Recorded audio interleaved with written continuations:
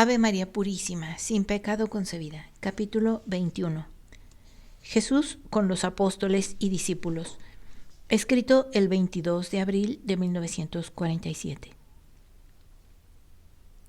Están en otro monte con gran vegetación, no lejos de Nazaret, a donde se llega por un camino que va por los pies del monte. Jesús hace que se sienten alrededor. Más cerca a él los apóstoles, demás Zacarías y José. Marciam, como favorito, está a sus pies. Tan pronto como se sientan, Jesús empieza a hablar. Todos están atentos a sus palabras. Dice: Estad atentos lo mejor que podáis, pues os diré cosas muy importantes. No todas las entenderéis, pero el que vendrá después de mí os las hará comprender. Escuchadme, pues. Ninguno mejor que vosotros está convencido que el hombre, sin la ayuda de Dios, dado su estado debilísimo a causa del pecado, fácilmente puede pecar. Sería yo un redentor imprudente si, después de haberos dado tanto para redimiros, no diese también los medios para conservaros dentro de los frutos de mi sacrificio. Esta es una expresión muy significativa para dar a entender los 7 sacramentos que tienen su eficacia de la cruz de Jesús. Sabéis que la razón de ser inclinados hacia el pecado es debido a la culpa, que al privar a los hombres de la gracia, los despojó de su fortaleza, de la unión con ella. Habéis dicho: tú nos has devuelto la gracia. No, la gracia ha sido dada a los justos hasta mi muerte. Para darla a los que han de venir, es necesario un medio, algo que no será solamente una figura ritual, 1 Corintios, 1 de Pedro, sino que imprimirá verdaderamente en quien lo recibe el carácter real de hijos de Dios, como era Adán y Eva, cuyas almas vivificadas por la gracia poseían dones inmensos que Dios les había dado como prenda de amor. Vosotros sabéis qué tenía el hombre y qué cosa perdió.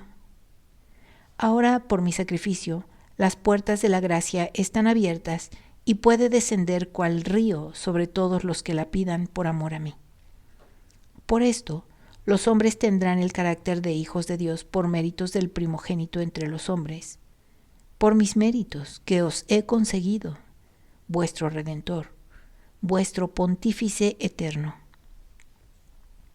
vuestro hermano en el Padre, vuestro Maestro. Solo por mí, Jesucristo, los hombres actuales y venideros podrán poseer el cielo y gozar de Dios hasta el último hombre. Hasta ahora aún los más justos, aunque circuncidados como hijos del pueblo electo, no podían llegar a este estado.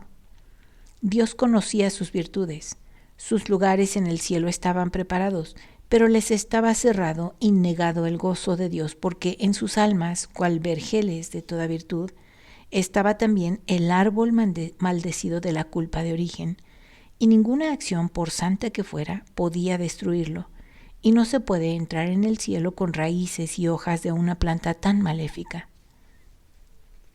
En el día de la Parasceve, el suspiro de los patriarcas y profetas, de todos los justos de Israel, se calmó con la alegría de la redención llevada a cabo, y las almas más blancas que la nieve por sus virtudes perdieron también la única mancha que las tenía separadas del cielo. Por el mundo, pero el mundo sigue adelante. Generaciones y generaciones aparecen y aparecerán. Pueblos y más pueblos vendrán a mí. ¿Puede el Mesías morir en cada nueva generación para salvarla, o para cada pueblo que a él venga? No, no. El Mesías murió una sola vez y no morirá nunca más. No morirá nunca, jamás. Estas generaciones, estos pueblos deben conocer la verdad por mi palabra, pero no podrán gozar del cielo, gozar del Dios, porque están manchados con el pecado original. No, no habría justicia ni para ellos, pues en vano sería su amor por mí ni para mí, que por muy pocos yo hubiera muerto. Y entonces, ¿cómo conciliar estas cosas diversas? ¿Qué otro milagro hará el Mesías, que ha obrado ya muchos antes de dejar el mundo para ir al cielo, después de haber amado a los hombres hasta haber querido morir por ellos? Ha hecho ya uno, dejándoos su cuerpo y sangre como alimento robustecedor y santificador, como recuerdo de su amor, dándoos la orden de hacer lo que ha hecho en recuerdo suyo, como medio santificador que pueden emplear sus discípulos hasta la consumación de los siglos. Aquella noche, aunque estabais ya purificados externamente, ¿recordáis lo que hice? Me puse un lienzo, os lavé los pies, y a uno de vosotros que se escandalizaba de mi acción humilde le respondí: si no te lavo, no tendrás parte conmigo. No entendisteis lo que os dije, ni a qué me refería, ni cuál era el símbolo que se escondía bajo ella.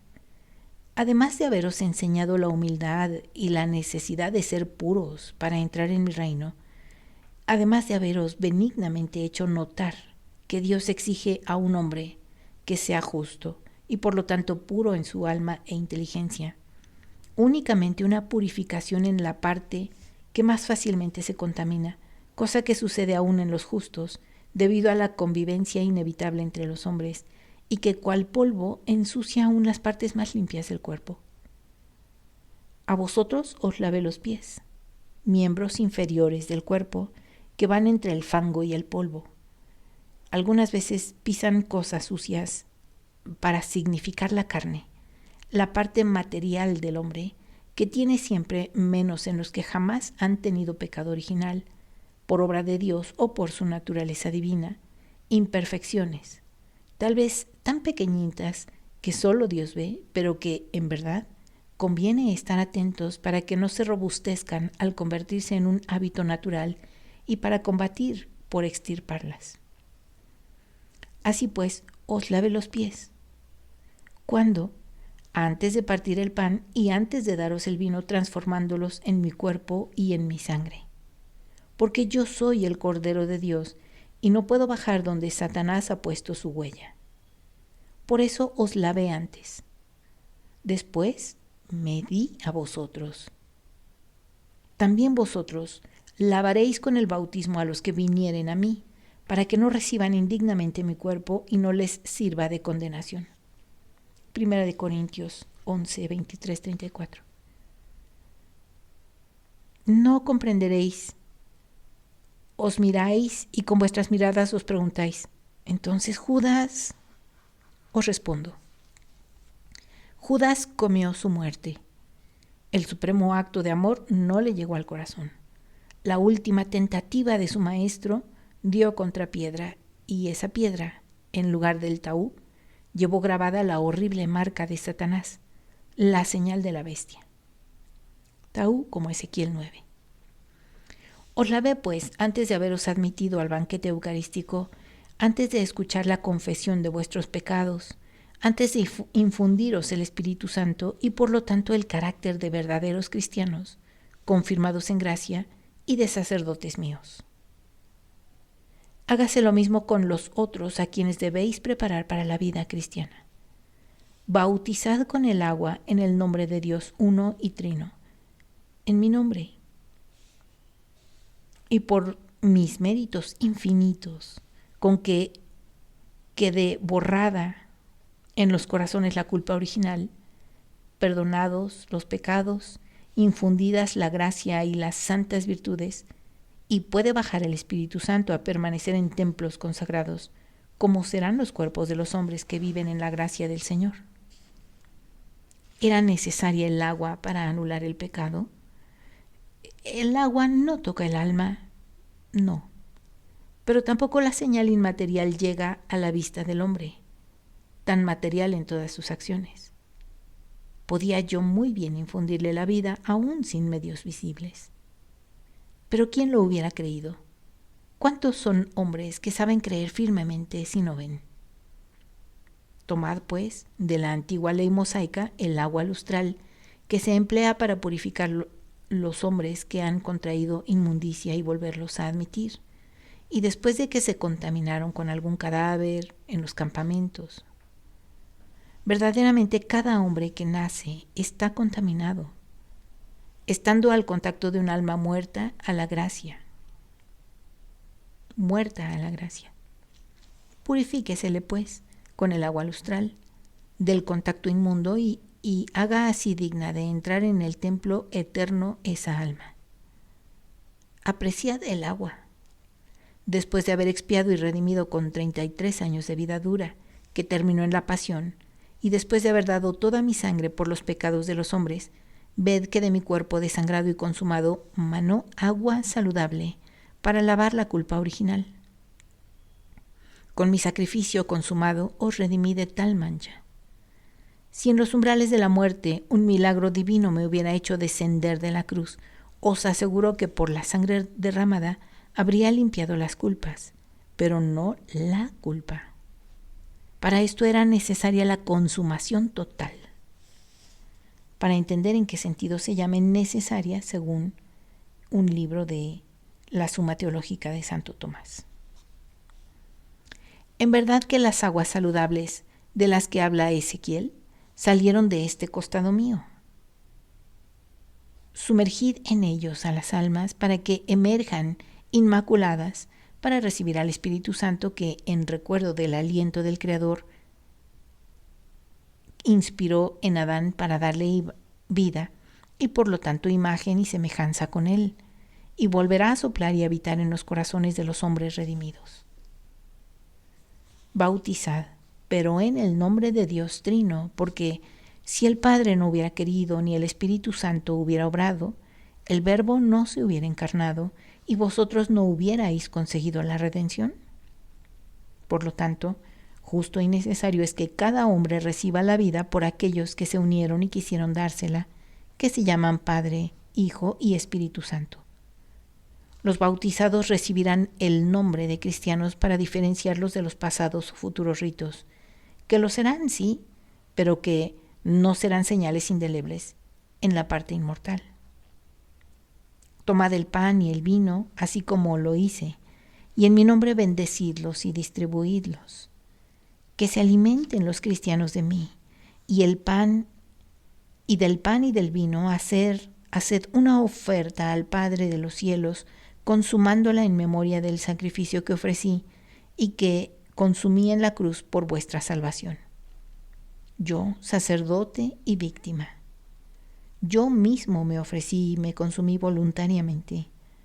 Vosotros, mis sacerdotes, haced esto en recuerdo mío para que los tesoros infinitos de mi sacrificio suban impetratorios ante Dios y desciendan propiciatorios sobre todos los que pidieren con fe segura. He dicho fe segura. No se exige ciencia para gozar del alimento y sacrificio eucarístico, sino fe. Fe que en ese pan y en ese vino que a quien haya dado yo autoridad o la hayan dado a los que después de mí vendrán, tú Pedro, nuevo pontífice de la nueva iglesia, tú Santiago de Alfeo, tú Juan, tú Andrés, tú Simón, tú Felipe, tú Bartolomé y tú Tomás, tú Judas Tadeo, tú Mateo, tú Santiago de Zebedeo, consagre en mi nombre. Es mi verdadero cuerpo, mi verdadera sangre, y quien se alimenta de ellos me recibe en carne, sangre, alma y divinidad. Y quien me ofrece realmente a mí, Jesucristo, como me ofrecí por los pecados del mundo. Un niño o un ignorante me pueden recibir igualmente como un docto y un adulto. El niño y el ignorante recibirán iguales beneficios del Señor. Dentro de poco vais a recibir un nuevo bautismo, el del Espíritu Santo. Os lo he prometido y vendrá a vosotros. El mismo Espíritu Santo descenderá sobre vosotros. Os diré cuándo. Quedaréis llenos de él con la plenitud de los dones sacerdotales. Podréis así hacer lo que yo he hecho con vosotros, infundiendo el Espíritu del que estaréis llenos, para confirmar en la gracia a los cristianos e infundirles los dones del Paráclito. sacramento real poco inferior al sacerdocio. Désele la solemnidad de las consagraciones mosaicas con la imposición de las manos y la unción con el aceite perfumado que en otros tiempos se empleó para consagrar a los sacerdotes. No os miréis espantados. No digo palabras sacrílegas. No os enseño ninguna acción sacrílega. La dignidad del cristianismo es tal que, lo repito, es poco inferior a un sacerdote.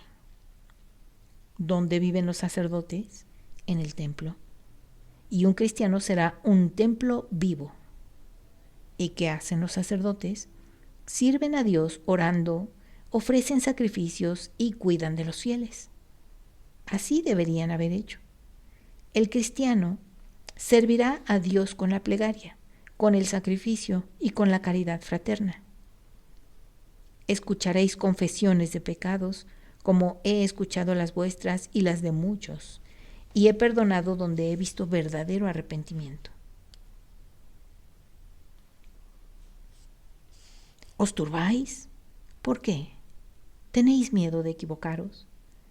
Varias veces os he hablado del pecado y cómo juzgarlo, pero procurad tener en cuenta las 7 condiciones según las cuales una acción puede ser o no ser pecado, y de su diversa gravedad.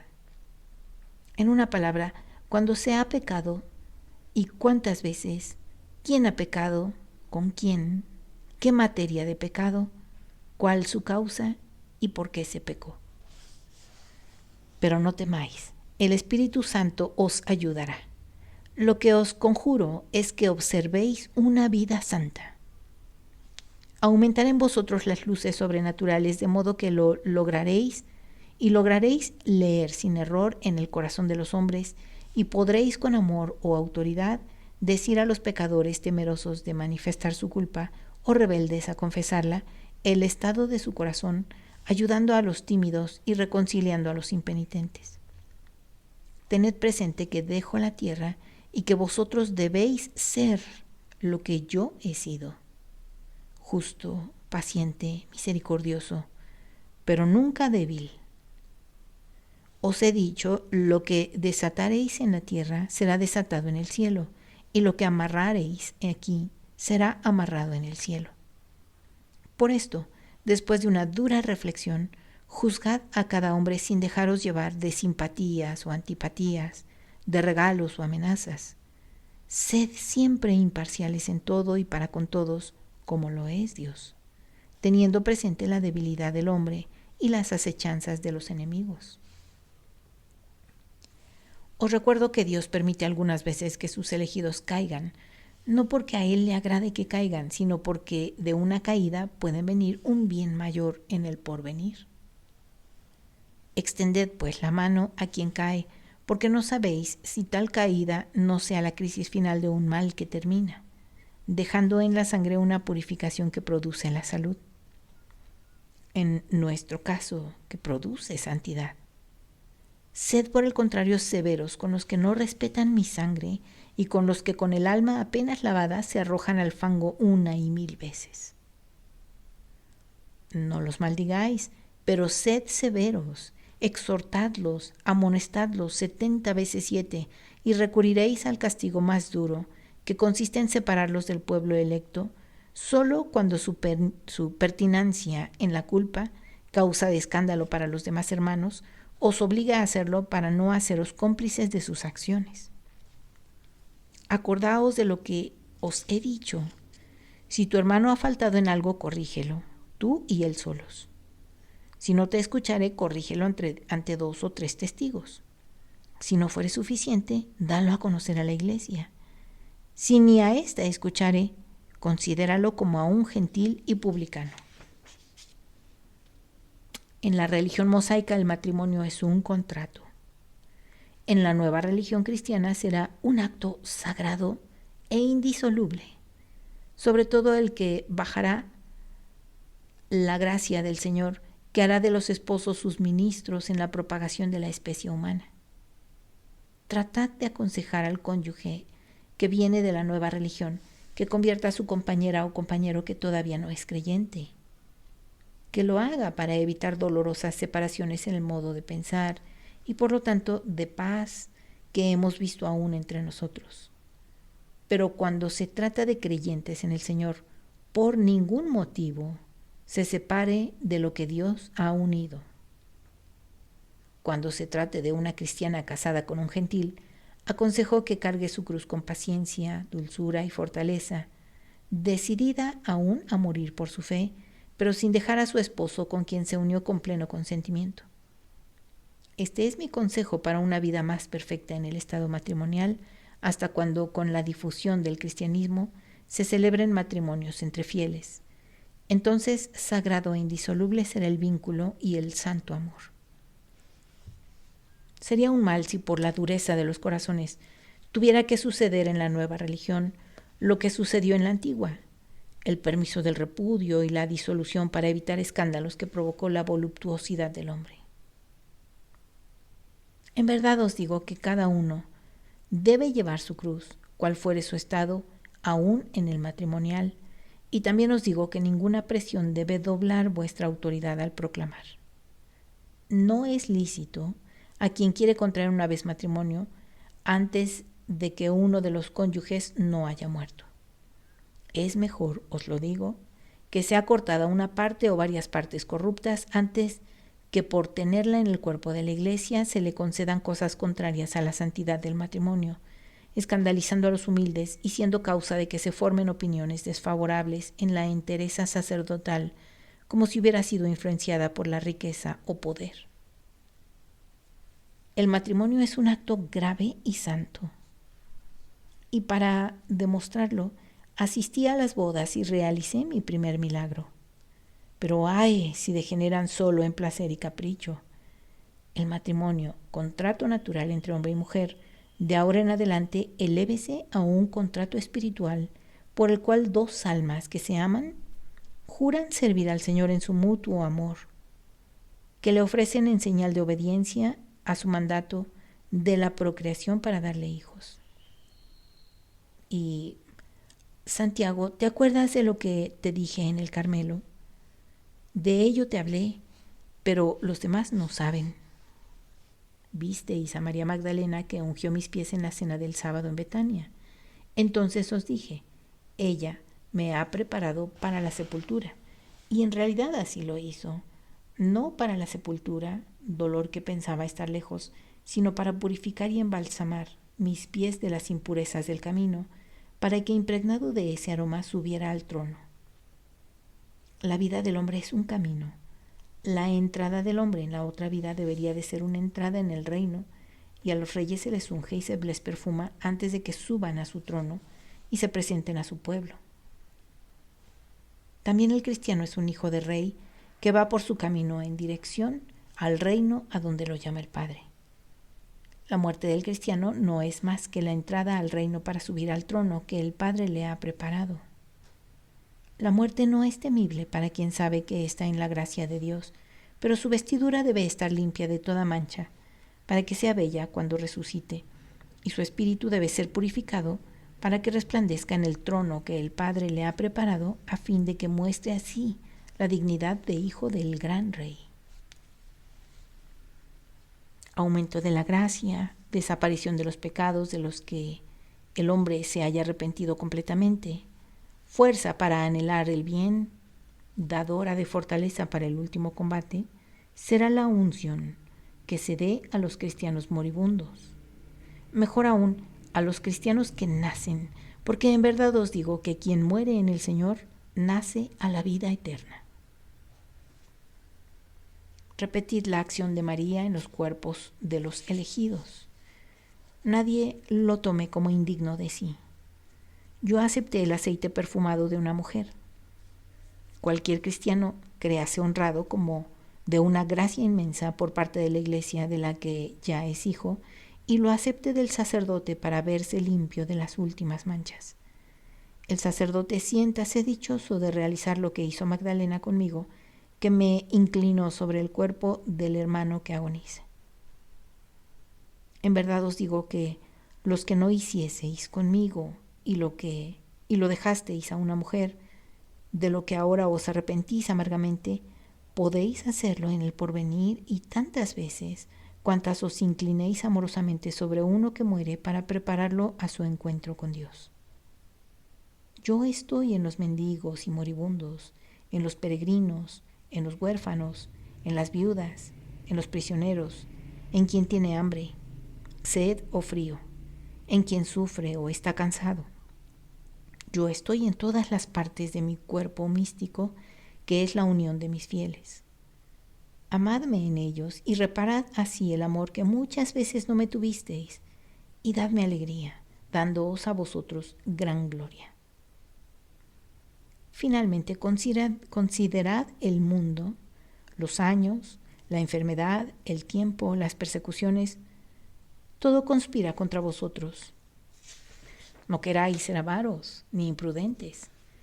Transmitid en mi nombre el sacerdocio a los mejores de entre los discípulos, para que la tierra no se quede sin él. Sea un carácter sagrado que se conceda después de un examen severo basado no en palabras, sino en acciones del que os pida ser sacerdote o de quien creéis que es apto para ello. Pensad en lo que es el sacerdote, en el bien o en el mal que puede hacer. Tenéis ejemplo de lo que hace un sacerdocio que ha decaído de su carácter sagrado. En verdad os digo que por las culpas del templo, esta nación será dispersa. Igualmente os aseguro que será destruida la tierra cuando lo monstruoso de la desolación entre en el nuevo sacerdocio, arrastrando a los hombres a la apostasía para abrazar doctrinas infernales. Entonces se levantará el hijo de Satanás, y los pueblos gemirán aterrorizados. Pocos quedarán fieles al Señor, y aún en ese entonces, entre convulsiones de horror, vendrá el fin después de la victoria de Dios y de los pocos elegidos, y la ira de Dios sobre todos los malditos. ¡Ay! 3 veces ¡ay! Si por estos pocos no fueren santos todavía los recintos del templo de Jesús. ¡Ay! Y 3 veces ¡ay! Si no hubiere verdaderos sacerdotes que conforten a los últimos cristianos como hubo para los primeros. En verdad os digo que la última persecución será horrible, pues no será una persecución de los hombres, sino del hijo de Satanás y de sus secuaces. ¿Sacerdotes? Más que sacerdotes deberán ser los de aquellos futuros días, porque las hordas del anticristo vomitarán ferocidad sin igual. Semejantes al hombre vestido de lino en la visión de Ezequiel, que se ha hecho digno de estar al lado del Señor, así ellos deberán, sin cansarse, hacer perfectamente el ataúd en los espíritus de los pocos fieles para que las llamas del infierno no la borren. No serán sacerdotes, sino ángeles. Ángeles que en su incienso pondrán sus virtudes para purificar el aire de las miasmas de Satanás. Más que ángeles, serán otros yo, para que los fieles de los últimos tiempos puedan perseverar hasta el fin. Deben de ser esto, pero el bien y el mal futuros tienen su raíz en el tiempo presente.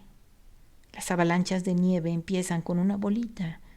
Un sacerdote indigno, impuro, lujurioso, hereje, infiel, incrédulo, tibio o frío. Un sacerdote sin voluntad de serlo hace más mal de lo que puede hacer un fiel que tenga los mismos efectos.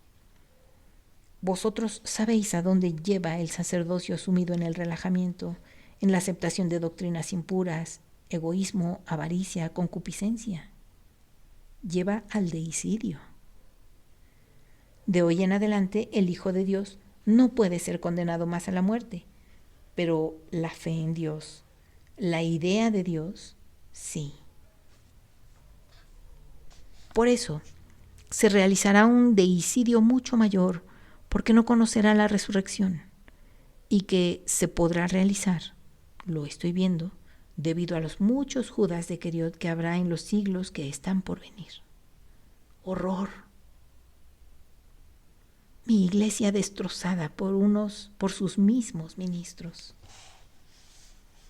Yo la sostendré con la ayuda de las víctimas, Sin embargo, los sacerdotes, que tendrán solamente el vestido, pero no el alma del sacerdocio, que se ocuparán en mover las ondas infernales de la serpiente contra tu barca, Pedro, entonces ponte de pie, da las órdenes a tus sucesores, mano al timón, flagelo a los náufragos que han querido naufragar y quieren que naufrague la barca de Dios.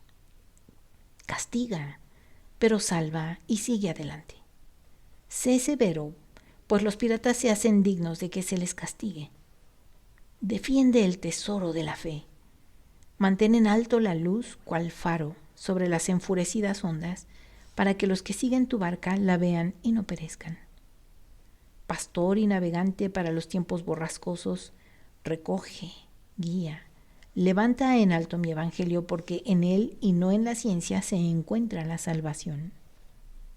Llegarán días en que, como nos sucede a los de Israel y peor todavía, el sacerdocio creerá ser una clase selecta porque conoce lo superfluo y no lo indispensable, o lo conoce en la forma muerta con que ahora los sacerdotes conocen la ley, por su forma exterior, por sus vestidos cargados de franjas, pero no la conocen en su espíritu. Vendrán días en que todos los libros sustituirán al libro, que se le usará como algo que deberá forzosamente emplearse mecánicamente a la manera que un campesino ara, siembra, cosecha, sin pensar en la providencia maravillosa que significa que la semilla se multiplique cada año. La semilla arrojada en tierra removida que lanza su tallo, su espiga, y luego se convierte en harina, en pan que el amor de Dios ha prodigado al hombre. ¿Quién hay que al llevar a la boca un pedazo de pan levante su espíritu al que creó la primera semilla, que por siglos le hace nacer y crecer, haciendo caer sobre él la lluvia para que se levante, crezca, madure sin secarse o quemarse? De igual modo sucederá que el evangelio que le enseñe científicamente bien, que se le enseñe científicamente bien, pero espiritualmente mal, porque ¿qué es la ciencia a la falta de la sabiduría? Paja tan solo. Paja que hincha, pero que no nutre. En verdad os digo que vendrá un tiempo en que, cual demasiados sacerdotes, serán semejantes a hinchados pajares, soberbios pajares, impedidos en su orgullo, que les impedirá reconocerse tales, que creerán que a ellos se deben las espigas como si éstas crecieran entre la paja, y que creerán ser todo porque en cambio del puñado de granos, el verdadero alimento que es el espíritu del evangelio, cosecharán solo paja. ¿Y cuánta no será? ¿Puede acaso ser suficiente la paja? Ni siquiera lo es para la barriga del asno, si su dueño no le da otras cosas y otros alimentos. Y sin embargo, os digo que vendrán días en que los sacerdotes, olvidando que con pocas espigas he instruido sus corazones en la verdad, y olvidando también lo que ha costado a su Señor este pan verdadero del Espíritu, que emana solo de la sabiduría divina, que se llama palabra divina, la cual es majestuosa en su estilo doctrinal, que al repetirse es siempre nueva y siempre vieja, que si se le repite es para que no se pierdan las verdades. Palabra que es humilde por la forma en que se presenta, sin oropeles de ciencia humana, sin añadiduras históricas o geográficas. Esos sacerdotes se preocuparán no del espíritu de la palabra, sino de la forma, de manera que muestren a las multitudes que ellos saben. El espíritu del evangelio desaparecerá bajo la avalancha de una ciencia humana. ¿Qué pueden transmitir estas pajas hinchadas? Nada sino paja. ¿Qué alimento podría tener los corazones de los fieles? El suficiente para llevar una vida lánguida. ¿Y qué fruto podrían dar de esta enseñanza y de este conocimiento imperfecto del evangelio? Un enfriamiento de los corazones, una infiltración de doctrinas heréticas en vez de la única y verdadera doctrina, una preparación del terreno a la bestia, con su fugaz reino de hielo, tinieblas y horror. En verdad os digo que, como el Padre Creador multiplica las estrellas para que el cielo no se quede sin alguna de ellas cuando han terminado su curso, de igual modo deberé enseñar el Evangelio 100 y 1000 veces a los discípulos que esparciré entre los hombres en el correr de los siglos. En verdad, también os digo que su suerte será igual a la mía. La sinagoga y los orgullosos los perseguirán como lo hicieron conmigo. Pero tanto yo como ellos tenemos nuestra recompensa, que es la de hacer la voluntad de Dios, servirle hasta la muerte de cruz para que su gloria resplandezca y no dejemos de conocerlo. Tú, pontífice, y vosotros, pastores, estad atentos de que en vosotros y en vuestros sucesores no se pierda el espíritu del Evangelio. Rogad sin cesar al Espíritu Santo, para que se renueve en vosotros un constante Pentecostés. No comprendéis lo que estoy diciendo, mas pronto lo comprenderéis, para que podáis comprender todas las lenguas, discernir y saber escoger mis voces del eterno mono, imitador de Dios, que es Satanás. El mejor medio de estudiar la Biblia es tratarla no solo como un libro humano, sino como lo que es, un libro divino, dice el Concilio Vaticano II. No dejéis que caigan en el vacío mis voces, que habrá. Cada una de ellas es una misericordia mía para vuestra ayuda, y tanto más numerosas serán cuanto más juzgue yo que sean necesarias para mi religión, para vencer las borrascas de los siglos. Pedro, pastor y nauta. No te bastará un día para ser pastor si no eres nauta, ni ser nauta si no eres pastor. Una y otra cosa debe ser para tener unidos los corderos que tenazas y trampas infernales tratarán de arrancar, o bien melodías de promesas infernales que querrán seducirte, y para seguir adelante con tu barca, a la que atacarán vientos de todas partes, de norte y sur, de oriente y poniente.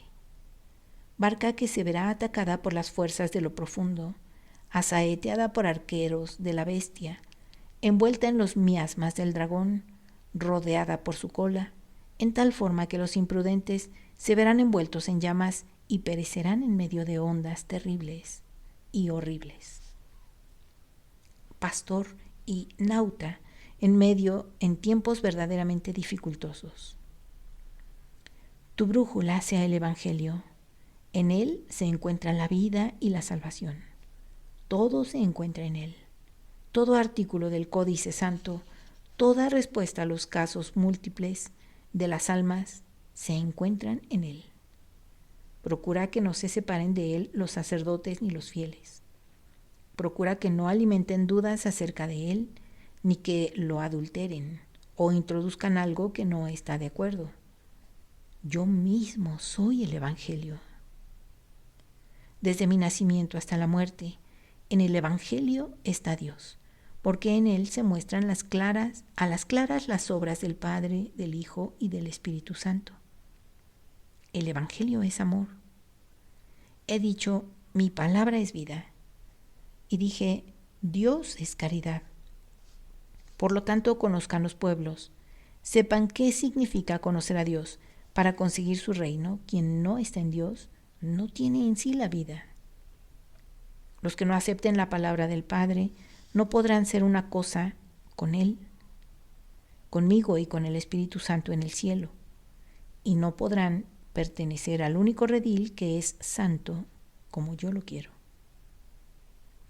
No serán vástagos unidos a la vid, porque quien rechaza todo o parte de mi palabra es un miembro por quien corre la linfa de la vid.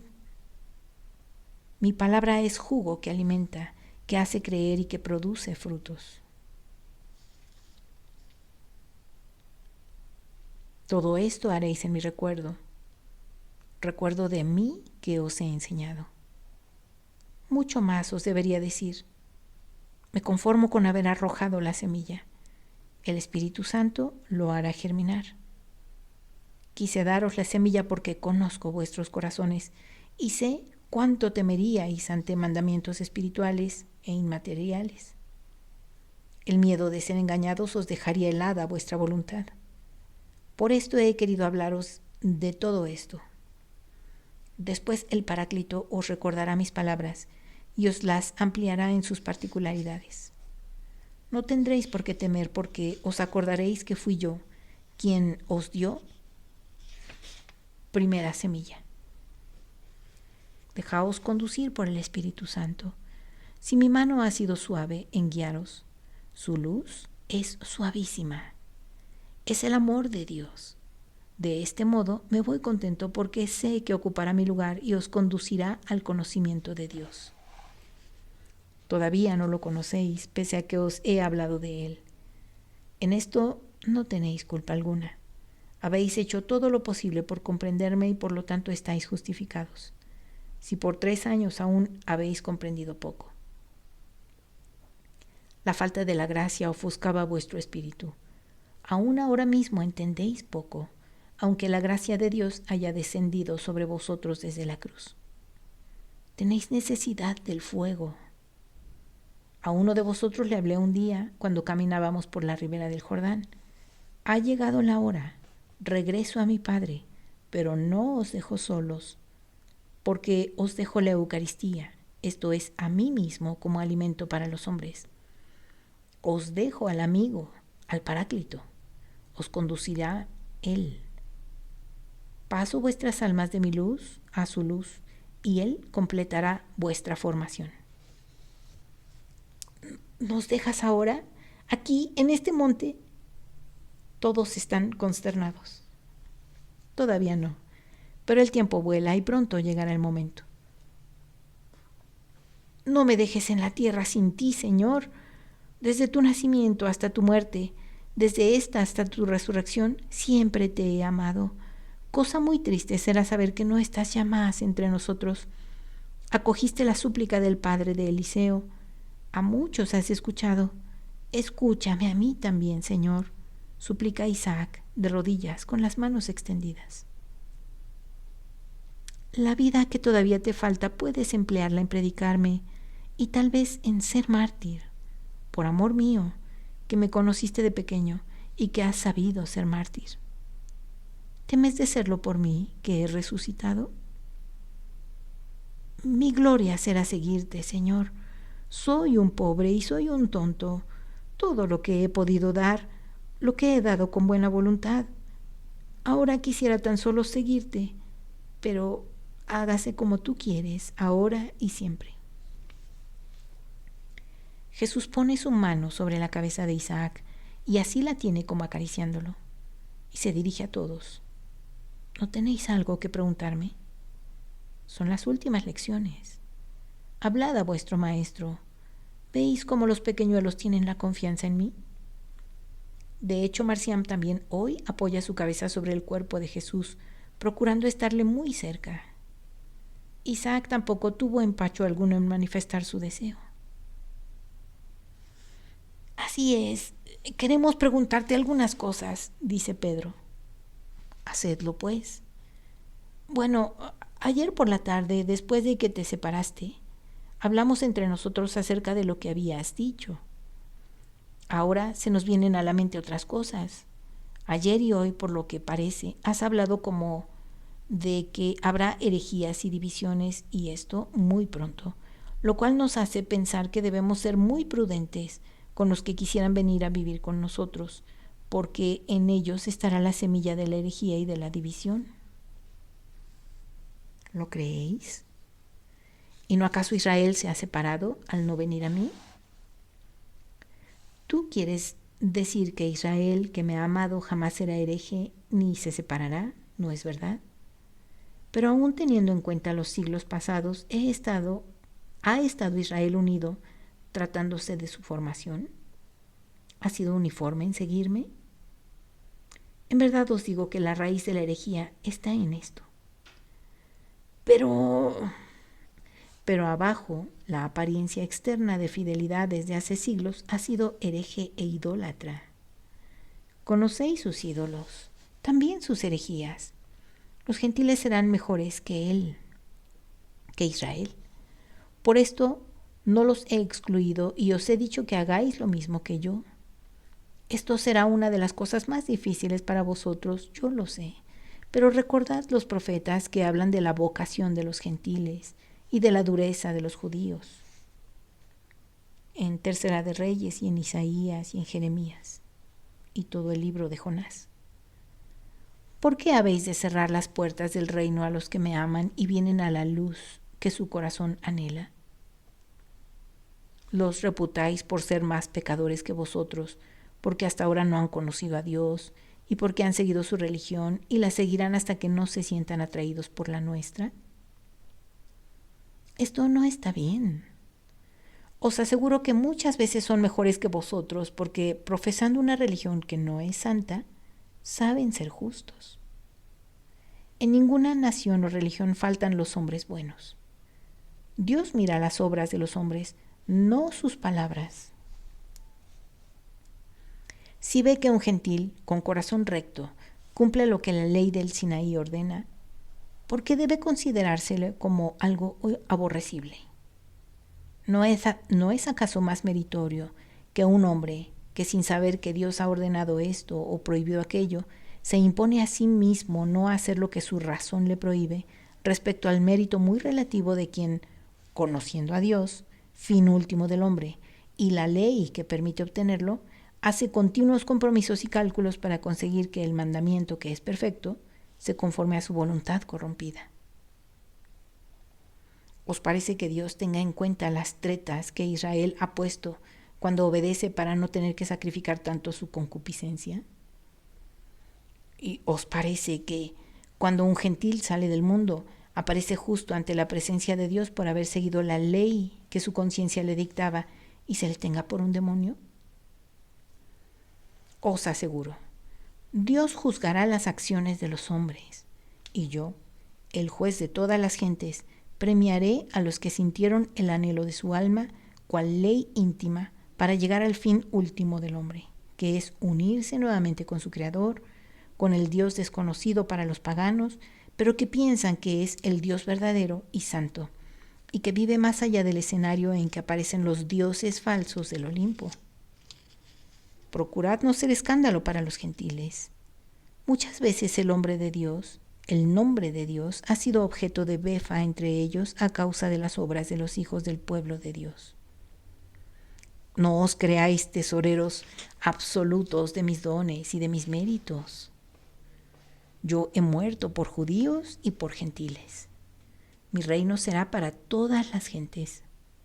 No abuséis de la paciencia de Dios que os ha tenido y por la que os habéis repetido hasta el presente, todo nos es permitido. No, yo os lo digo. Desde ahora no existe este o aquel pueblo. Existe solo el pueblo mío. Y en él tienen igual valor los vasos que se acaban en el servicio del templo y los que acaban de ponerse sobre la mesa de Dios.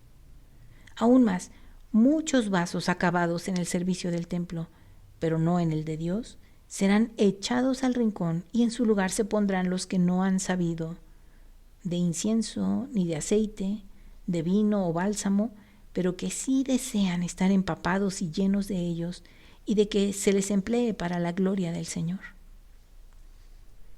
No exijáis mucho de los gentiles, basta con que tengan la fe y obedezcan mi palabra. Una nueva circuncisión sustituye a la antigua. De hoy en adelante el hombre se circuncida en el corazón, en el espíritu, mejor que en el corazón, porque en lugar de la sangre de los circuncisos, que significaba la purificación de la concupiscencia que excluyó a Adán de la filiación divina, entra ahora mi sangre purísima. Esto vale tanto en el circunciso como para el que no lo está, con tal de que este último tenga mi bautismo y renuncie a Satanás, al mundo, a la carne, por amor mío. No despreciéis a los incircuncisos. Dios no despreció a Abraham. Por causa de su justicia lo eligió para ser la cabeza de su pueblo mucho antes de que se circuncidara su carne.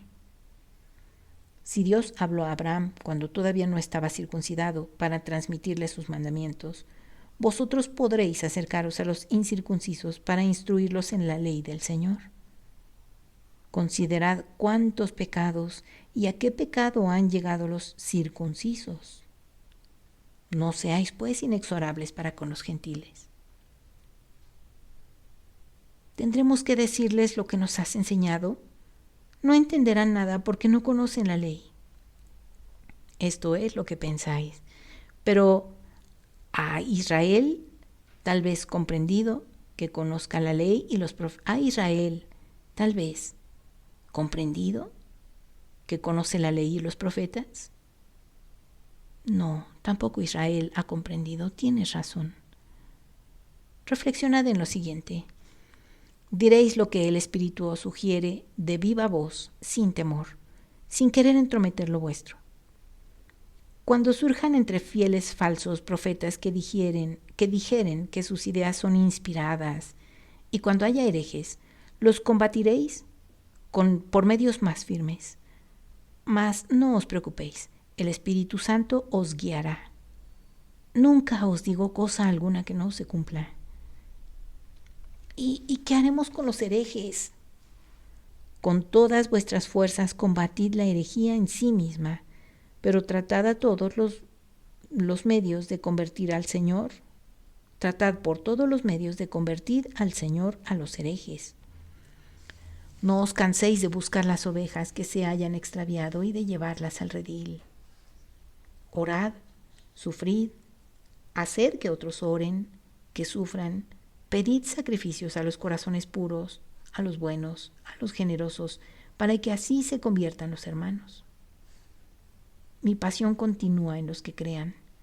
No os he excluido de la gran obra que es la redención del mundo. Sed miembros todos de un solo cuerpo. Ayudaos entre vosotros, y quien está fuerte y goza de salud, que trabaje por los más débiles, y quien vive en grupo, tienda su mano y llame a los hermanos que están lejos. ¿Lo sabrá después de haber estado cual hermanos en una sola casa? Los habrá. Pero, ¿y por qué? Por muchas razones. Todavía tendrán mi nombre y hasta de él se gloriarán, y trabajarán por darlo a conocer. Colaborarán porque yo sea conocido hasta los confines de la tierra. Dejadlos que lo hagan, porque os recuerdo que quien no está contra mí, está a mi favor. Pobres hijos, su trabajo estará siempre manco, sus méritos serán siempre imperfectos. No podrán estar en mí si están separados de la vid, y sus obras serán siempre incompletas. Os digo a vosotros y a quienes después de vosotros vendrán, que estéis donde ellos están. No digáis farisaicamente, yo no voy para no contaminarme, o por pereza, yo no voy porque hay quien predique al Señor, o por temor, yo no voy para que no se me arroje. Id, os lo mando. Id a todas las gentes, id hasta los confines del mundo, para que sea conocida mi doctrina y mi iglesia única, para que las almas puedan entrar a formar parte de ella. ¿Predicaremos o escribiremos todas tus acciones? Ya os lo he dicho. El Espíritu Santo os aconsejará sobre la conveniencia de decir o de callar según las circunstancias. Lo estáis viendo. Cuanto he realizado es objeto de creencia o de que se le niegue, y algunas veces se le toma como arma contra mí, y las manos de los que me odian lo blandean en contra mía. Me han llamado Belcebú, cuando ante su presencia realicé milagros. ¿Qué dirán ahora cuando sepan que de una manera sobrenatural he obrado? Mayores blasfemias dirán, desde el primer momento se os perseguirá. Por esto, guardad silencio hasta que llegue el momento de hablar. ¿Y si la hora de hablar llega cuando nosotros, que somos testigos, habremos ya muerto? En mi iglesia habrá siempre sacerdotes, doctores, profetas, exorcistas, confesores, carismáticos con poder de realizar milagros, inspirados, todo lo que necesitare para que las gentes tengan en ella de lo que les hiciera falta. El cielo, la iglesia triunfante, no abandonará a la iglesia docente y ésta socorrerá a la militante. No son 3 cuerpos, sino uno solo. No hay divisiones entre ellas, sino común de amor y de objetivo. Amar la caridad, gozar de ella en el cielo su reino. Por esto la iglesia militante deberá ayudar amorosamente con sufragios a la parte suya que está destinada a la iglesia triunfante, pero que todavía está excluida porque no ha satisfecho completamente ante la divina justicia. En el cuerpo místico debe hacerse todo en el amor y por el amor, porque el amor es la sangre que circula en ella.